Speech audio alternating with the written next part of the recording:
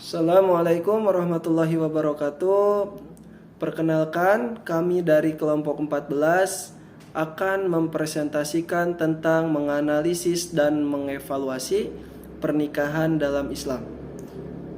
Kami dari kelompok 14 beranggotakan 2 orang. Yang pertama ada saya sendiri, Ferdian Setiawan Putra. Yang kedua ada rekan saya, Muhammad Rizky Mubarok.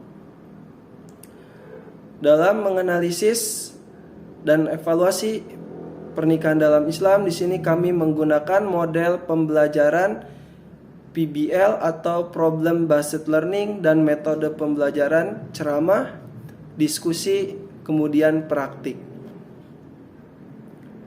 Adapun tujuan pembelajaran yang ingin dicapai, yang pertama adalah mengetahui pernikahan dalam Islam. Kemudian mengetahui hikmah pernikahan.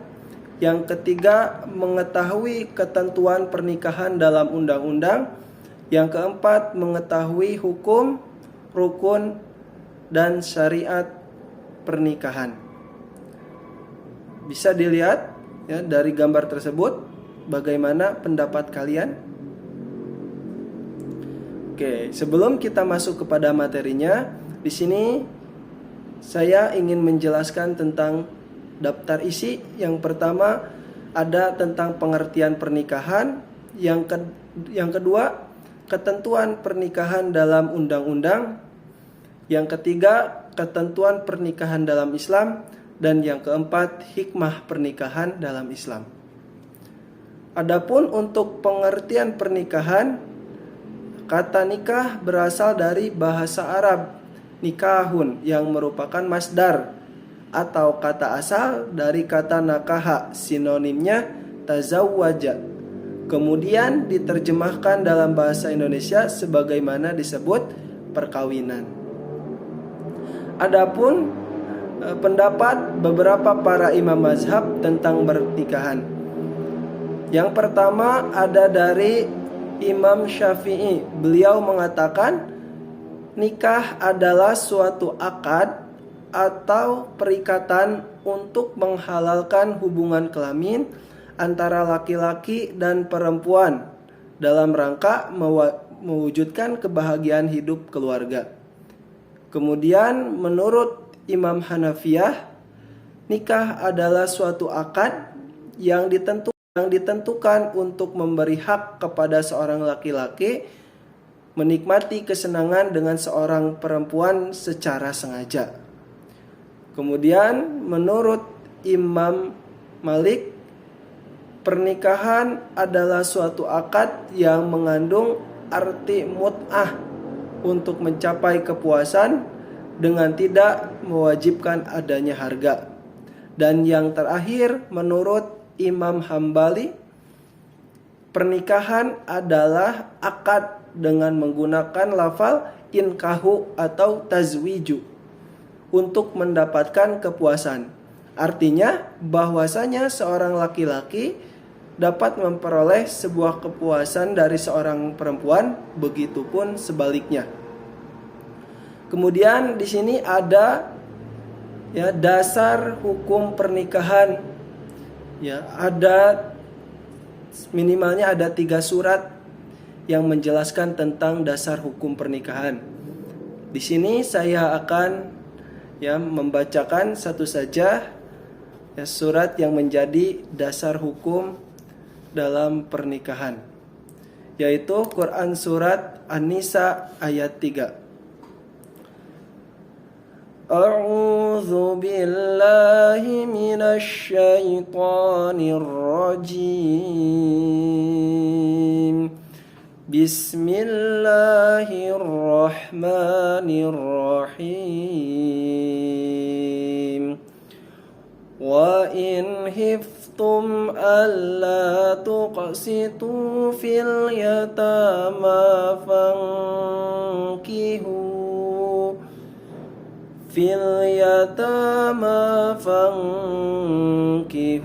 ma taba lakum minan nisa'i mathna wa sulasa wa ruba'. فإن خفتم ألا تعدلوا فواحدة أو ما ملكت أيمانكم ذلك أدنى ألا تعولوا.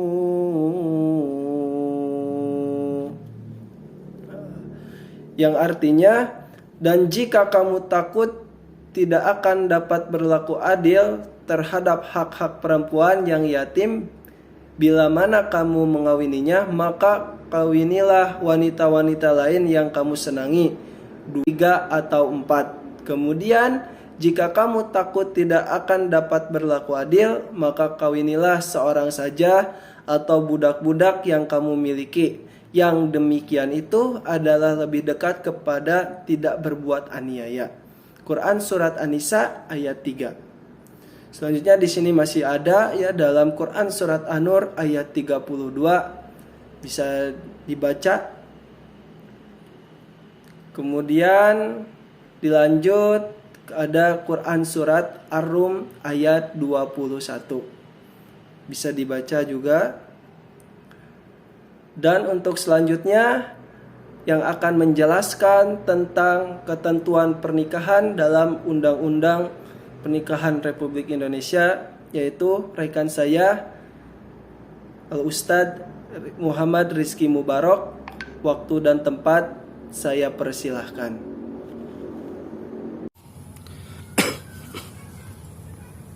Ya, terima kasih kepada Kang Ferdian yang sudah mempersilahkan saya untuk mempresentasikan.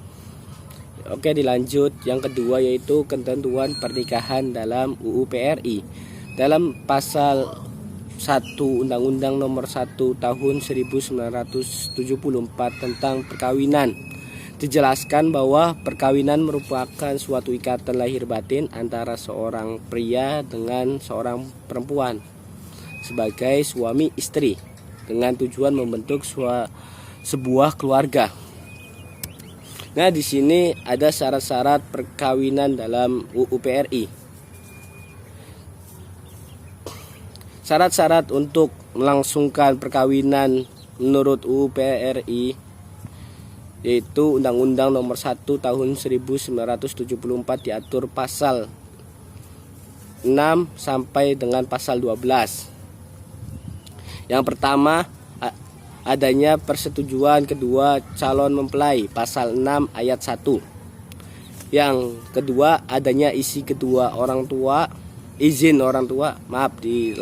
diralat. Oke, yang kedua, adanya izin kedua orang tua atau wali bagi calon mempelai yang belum berusia 21 tahun.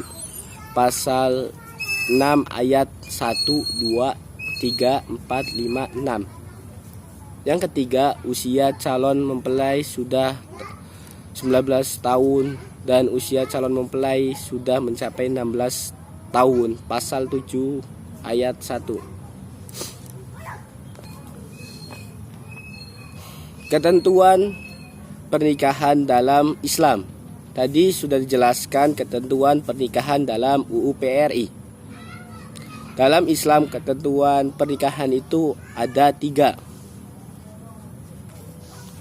Yang pertama hukum pernikahan, yang kedua rukun pernikahan, yang ketiga syarat pernikahan. Nah, hukum pernikahan itu ada 5 ya. Yang pertama wajib, sunnah, mubah, makruh, haram. Oke, kita kupas bareng-bareng. Yang pertama wajib. Wajib pernikahan itu ketika bagi orang yang telah mempunyai kemauan dan kemampuan. Ketika seseorang itu mempunyai kemauan dan kemampuan untuk menikah dan dikhawatirkan akan tergelincir pada perbuatan zina. Seandainya tidak menikah, maka hukum melakukan pernikahan bagi orang tersebut adalah wajib. Oke, yang kedua, sunnah. apabila orang yang sudah mampu namun masih tidak merasa takut jatuh pada zina. Jadi masih aman-aman saja gitu, tidak takut bahwasanya dia akan terjumus oleh pergaulan bebas ataupun zina. Disebabkan karena memang usianya yang masih muda ataupun lingkungannya yang cukup baik. Oke, dilanjut 3, yaitu mubah. Mubah bagi orang yang mempunyai kemampuan untuk melakukannya, tetapi apabila tidak melakukannya tidak khawatir akan berbuat zina, dan apabila melakukannya juga tidak akan menelantarkan istri. Jadi ini hukumnya mubah gitu.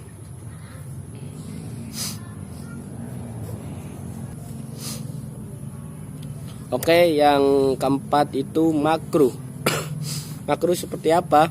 Bagi orang yang mempunyai kemampuan untuk melakukan pernikahan, juga cukup mempunyai kemampuan untuk menahan diri sehingga tidak memungkinkan dirinya tergelincir perbuatan zina sekiranya tidak menikah. Nah, yang terakhir, yang kelima itu haram. Bagi orang yang tidak mempunyai keinginan dan tidak mempunyai kemampuan serta tanggung jawab untuk melaksanakan kewajiban dalam rumah tangga, sehingga apabila melangsungkan pernikahan akan terlantar dirinya dan istrinya. Jadi masih belum mempunyai kesiapan dan kemampuan dalam membangun rumah tangga dan dia ingin menikah, jadi akan imbasnya pada dirinya dan istrinya seperti itu. Ya, oke, dilanjut. Ketentuan pernikahan dalam Islam yang kedua yaitu rukun pernikahan. Rukun pernikahan yang pertama adanya calon suami dan calon istri yang akan melakukan pernikahan.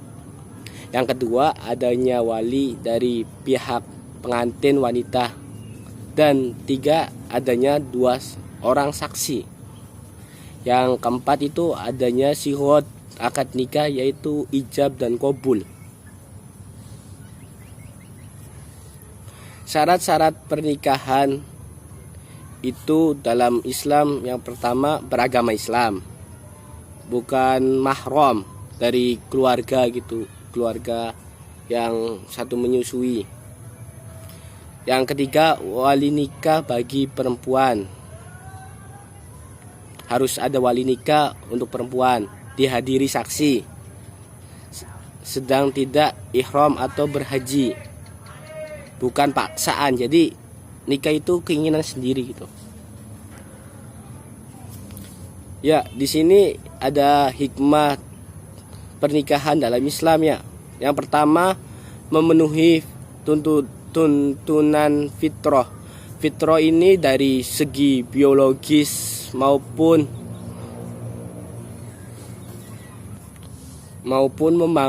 membangun rumah tangga. Yang kedua itu menyambung keturunan. Jadi kita menyambung keturunan ya. Yang ketiga itu menghindari perusakan moral kayak pergaulan bebas, seks bebas seperti tersebut. Nah, memenuhi tuntunan fitrah seperti apa?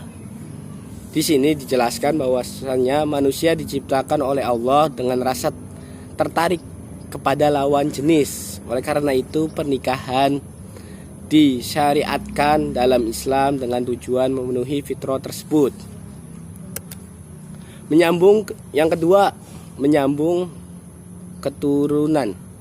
Hikmah menikah adalah melahirkan anak yang soleh dan soleha, yang beriman dan bertakwa kepada Allah Subhanahu wa Ta'ala,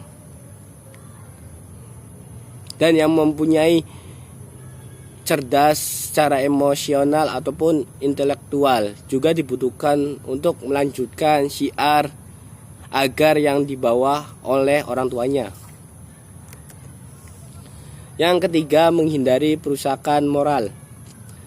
Di antara maslahat dan hikmah menikah adalah menjaga masyarakat dari tersebarnya perilaku-perilaku buruk, yaitu diantaranya seperti zina, perselingkuhan, dan lain sebagainya.